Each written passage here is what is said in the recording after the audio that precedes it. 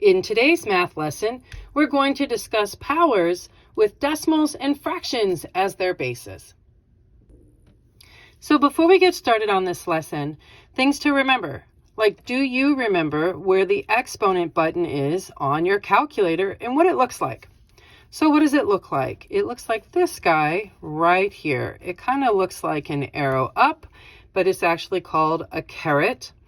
And you can definitely use your calculator, if you have that at your disposal, to work through these problems to evaluate them. But you won't need it, as I will be working through all of these problems in this lesson by hand. Here in example 1, we've got 1/4 to the 4th power. So just like with integer bases, that means that whatever my bases are, I'm going to be multiplying it the number of times that my exponent is. So since my exponent is a 4, that means I'm going to have to use 4 sets of 1/4. Ooh, let's make those fit.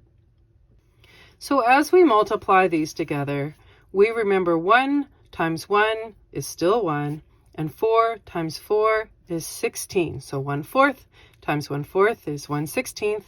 And again, with this pair of 1/4, we have another 1/16.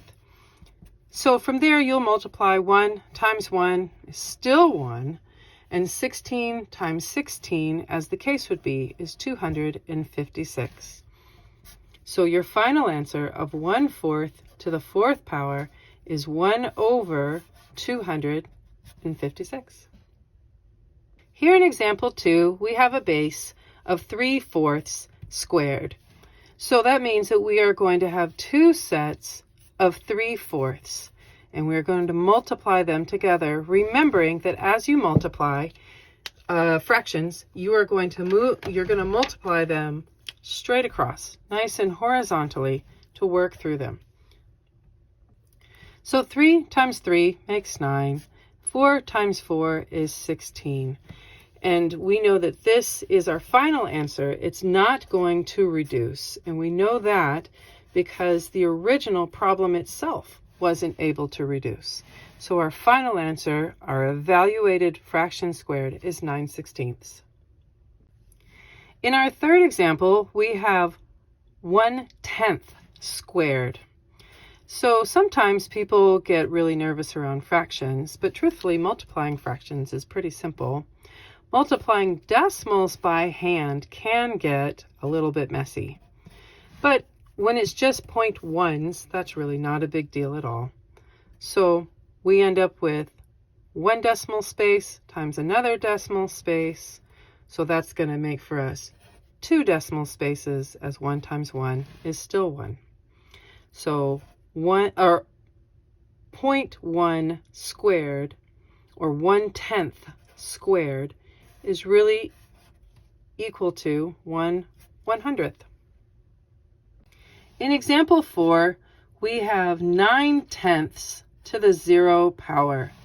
So what did we say in a previous lesson about anything in the whole wide world to the 0 power? So we saw in a previous lesson that any number with an exponent of 0 always equals 1. So even though this is a decimal, or had it been a fraction, we would easily quickly be able to say that 9/10 to the 0 power is just 1. And there you go. In our fifth and final example, we have 2/9 to the 3rd power. So we know that means we're going to have 3 sets of 2/9 all multiplied together. So let's see what happens. As we multiply our first 2 fractions together, 2 times 2 is 4, and 9 times 9 is 81.